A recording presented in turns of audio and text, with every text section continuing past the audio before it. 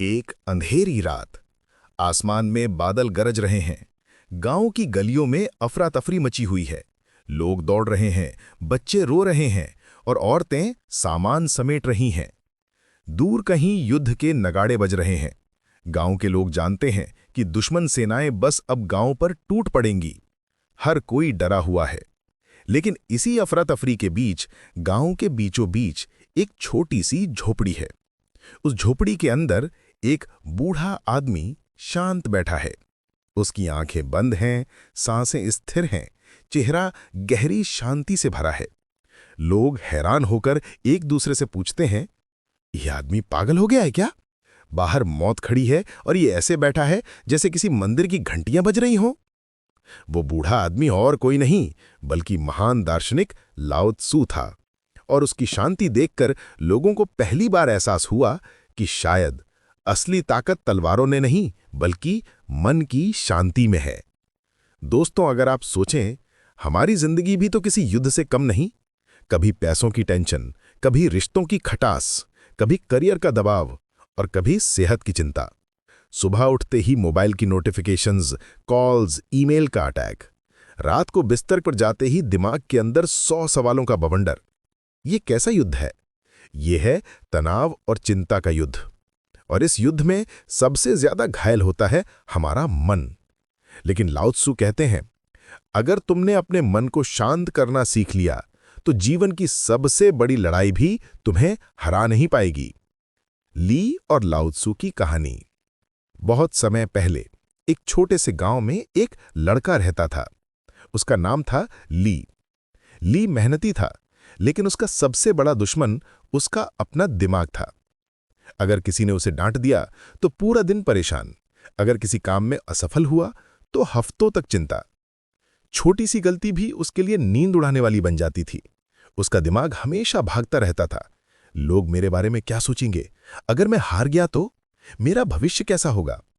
वो चाहता था कि उसका मन थोड़ा शांत हो जाए, लेकिन उसे रास्ता समझ नहीं आता था। एक दिन उसने सुना कि पास के गांव में एक संत रहते हैं, लाओ त्सू। लोग कहते थे कि उनके पास बैठने भर से मन को शांति मिलती है। ली ने ठान दिया, मुझे उनसे मिलना ही होगा। शायद वही मेरी समस्या का समाधान बताएंगे। पहली मुलाकात। ली दौड़ता हुआ लाओ त्सू की झोपड़ी तक पहुंचा। दरवाजे पर खड़ा होकर उसने कहा, गुरुजी, मेरा मन कभी शांत नहीं रहता। मैं हमेशा डर और चिंता में जीता हूं। मुझे कोई रास्ता बताइए। लाओ त्सू ने आंखें खोली, मुस्कुराए और बोले, शांति बाहर ढूंढोगे तो कभी नहीं मिलेगी। शांति केवल तुम्हारे अंदर है।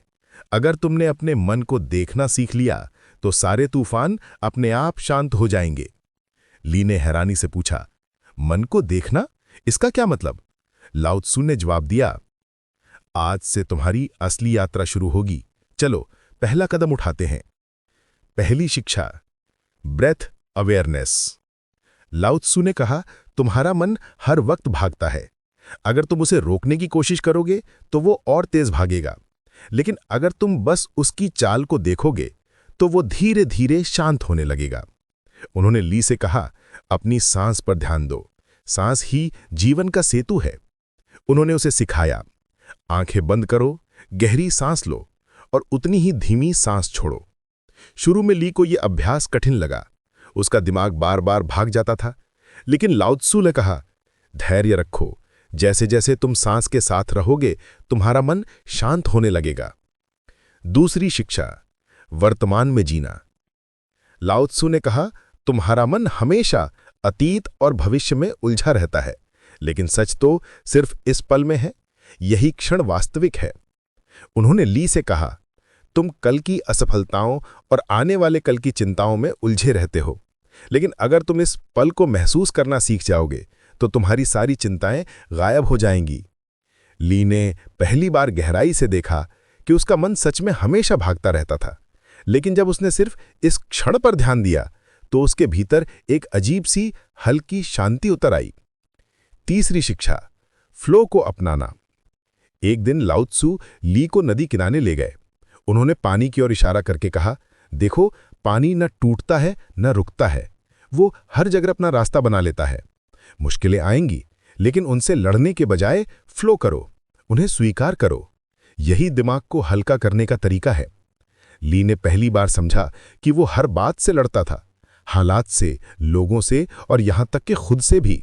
लेकिन जब उसने फ्लो अपनाना शुरू किया तो उसका मन हल्का होने लगा।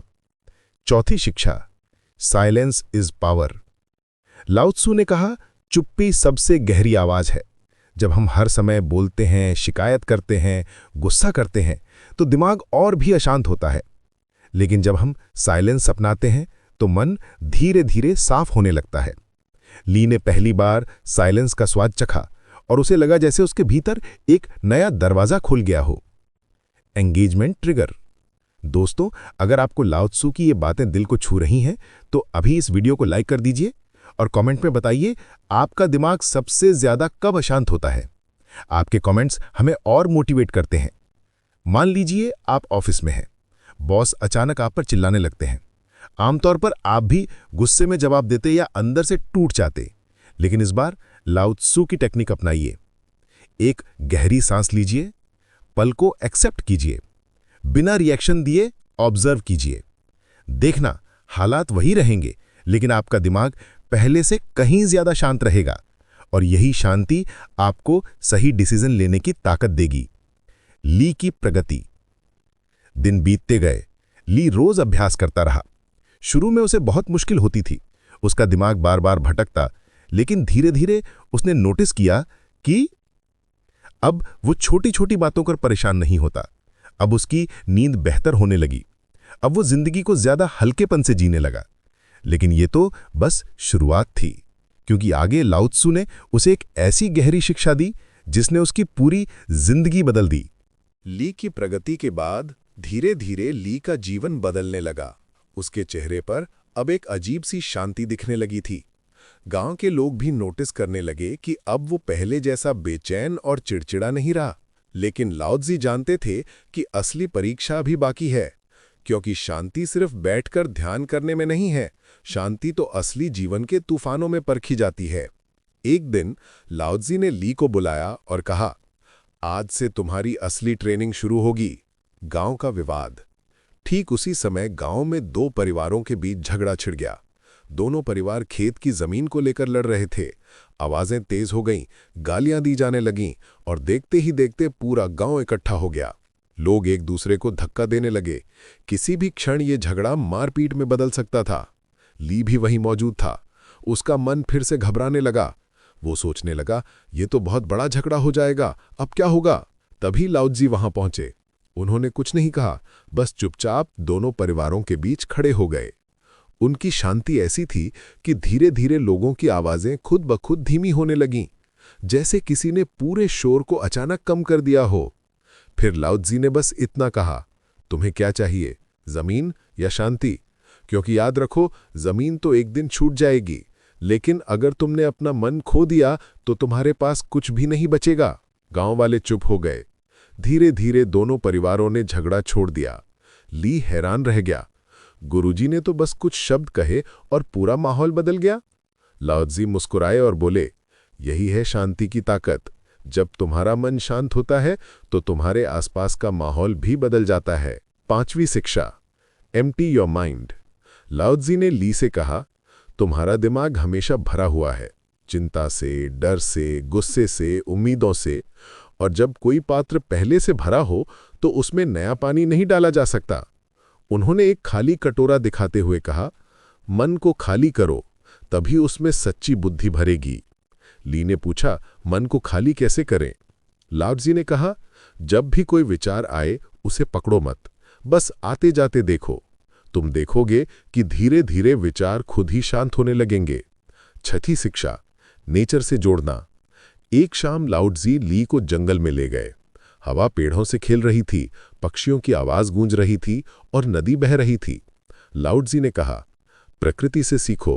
पेड़ कभी हवा से लड़ते नहीं, वे झुक जाते हैं। नदी कभी रुकती नहीं, वो बहती रहती है। फूल कभी जल्दी नहीं करता, वो अपने समय पर खिलता है। अगर तुम प्रकृति से जुड़ जाओगे तो मन अपने आप शांत होने लगेगा। ली ने पहली बार देखा कि वास्तव में प्रकृति का हर हिस्सा शांति का पाठ पढ़ाता है। सातवीं शिक्षा, कम बोलना, गहराई से सुनना। लाओ त्सु ने कहा, जब तुम बोलते हो तो सिर्फ वही दोहराते हो जो तुम पहले से जानते हो, लेकिन जब तुम सुनते हो तो कुछ नया सीखते हो। उन्होंने ली से साइलेंस का अभ्यास कराया। कुछ दिनों तक ली ने ज्यादा बोलना छोड़ दिया। वो सिर्फ ऑब्जर्व करता और गहराई से सुनता। धीरे धीरे उसने नोटिस किया कि अब उसका मन और भी शांत हो गया है। लाओत्ज़ी ने ली को एक कहानी सुनाई। एक बार एक किसान का घोड़ा भाग गया। गांव वाले बोले, ये तो बहुत बुरा हुआ। किसान बोला, शायद। अगले दिन घोड़ा वापस आया और उसके साथ 5 जंगली घोड़े भी ले आया। गांव वाले बोले, वाह, ये तो बहुत अच्छा हुआ। किसान बोला, शायद। कुछ दिनों बाद किसान का बेटा उन्हीं घोड़ों पे सवार हुआ और गिरकर उसकी टांग टूट गई। गांव वाले बोले, ये तो बहुत बुरा हुआ। किसान बोला, शायद। कुछ हफ्तों बाद सेना गांव में जवानों को भर्ती करने आई। किसान का बेटा घायल होने के कारण बच गया। गांव वाले बोले, ये तो बहुत अच्छा हुआ। किसान फिर बोला, शायद। लाओत्ज़ी ने कहा, जीवन में न कुछ पूरी तरह अच्छा होता है, न पूरी तरह बुरा। सब कुछ बदलता रहता है। अगर तुम शांत रहोगे तो हर परिस्थिति को अवसर बना लोगे। दोस्तों, अगर आपको ये कहानी समझ में आ रही है तो अभी इस वीडियो को लाइक कीजिए और कमेंट में लिखिए, आपने आखिरी बार अपने मन को कब शांत महसूस किया। आपके जवाब हमारी टीम को और प्रेरणा देते हैं। दोस्तों, अब तक हमने लाओत्ज़ी की कई शिक्षाएं देखी। सांस पर ध्यान देना, वर्तमान में जीना, फ्लो अपनाना, साइलेंस को अपनाना, मन को खाली करना, नेचर से जोड़ना और गहराई से सुनना। इनमें से कोई भी एक टेक्निक अगर आप रोज अपनाते हैं तो धीरे धीरे आपका दिमाग उतना ही शांत होगा जितना लाओत्ज़ी का था। ली की असली परीक्षा। एक रात गांव में आग लग गई। लोग भाग रहे थे, चिल्ला रहे थे। हर तरफ धुआं और डर फैल गया। ली भी उस भीड़ में था। उसका मन फिर से दौड़ने लगा। अब क्या होगा, सब खत्म हो जाएगा। लेकिन तभी उसे लाओत्ज़ी की बातें याद आईं। सांस पर ध्यान दो, फ्लो को अपनाओ, पल को स्वीकार करो। उसने आंखें बंद की और गहरी सांस ली। फिर उसने चारों तरफ देखा और लोगों की मदद करने लगा। अब वो घबराया नहीं, बल्कि शांत था। गांव वाले हैरान थे। ये वही ली है जो हर छोटी बात पर टूट जाता था। आज ये इतना शांत कैसे है? और तब ली को समझ आया, असली मेडिटेशन यही है, जब बाहर तूफान हो और भीतर शांति हो। लाओत्ज़ी की मुस्कान। अगले दिन लाओत्ज़ी ने ली से पूछा, तो क्या तुमने अपने मन की असली ताकत देखी? ली ने नम आंखों से कहा, हाँ गुरुजी, पहले मैं परिस्थितियों का गुलाम था। अब मैं परिस्थितियों को संभाल सकता हूं। पहले मेरा दिमाग मुझे खा जाता था, अब मेरा दिमाग मेरा साथी बन गया है। लाओत्ज़ी मुस्कुराए और बोले, यही है असली जीत। जब तुम खुद पर जीत जाते हो तो पूरी दुनिया तुम्हारे लिए छोटी हो जाती है। लाओत्ज़ू की मुस्कान के बाद ली अब पूरी तरह बदल चुका था। जिस लड़के का दिमाग हर वक्त डर और चिंता में भागता था, अब वही लड़का कठिन हालात में भी शांत रहने लगा था। गांव के लोग उसे देखकर कहते, ये वही ली है, पहले हर छोटी बात पर टूट जाता था, आज ये इतना मजबूत और शांत कैसे हो गया। ली के भीतर अब एक नई रोशनी थी। लेकिन लाओत्ज़ू जानते थे कि यात्रा यहीं पूरी नहीं होती। शांति सिर्फ खुद के लिए नहीं होती, बल्कि उसे दुनिया तक पहुंचाना भी जरूरी होता है। 8वीं शिक्षा, दूसरों के लिए शांति बनो। लाओत्ज़ू ने कहा, अगर तुम्हारा मन शांत है तो तुम सिर्फ खुद को नहीं बल्कि अपने आसपास के लोगों को भी बदल सकते हो। उन्होंने ली से कहा, अब समय आ गया है कि तुम अपने अनुभव दूसरों से बांटो। जब तुम किसी अशांत व्यक्ति को अपनी शांति से छूते हो तो उसका दिल भी हल्का हो जाता है। ली ने गांव के बच्चों को ध्यान करना सिखाना शुरू किया।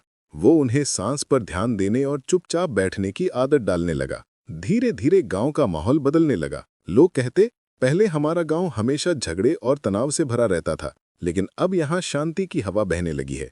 9वीं शिक्षा, छोड़ना सीखो। एक दिन ली ने लाओत्ज़ू से पूछा, गुरुजी, फिर भी कभी कभी पुरानी बातें दिमाग में घूम जाती हैं। गलतियां, दुख, धोखे, इन्हें कैसे भूलूं? लाओत्ज़ू ने नदी की ओर इशारा किया और कहा, क्या तुमने देखा है कि नदी कभी अपने बहाव में रुकती नहीं? वो अतीत को पीछे छोड़ती जाती है, इसीलिए वो हमेशा ताज़ा और साफ रहती है। अगर तुम अतीत को पकड़े रहोगे तो तुम्हारा मन गंदा तालाब बन जाएगा, लेकिन अगर तुम छोड़ना सीख लोगे तो तुम्हारा मन नदी की तरह बहता रहेगा, साफ और शांत।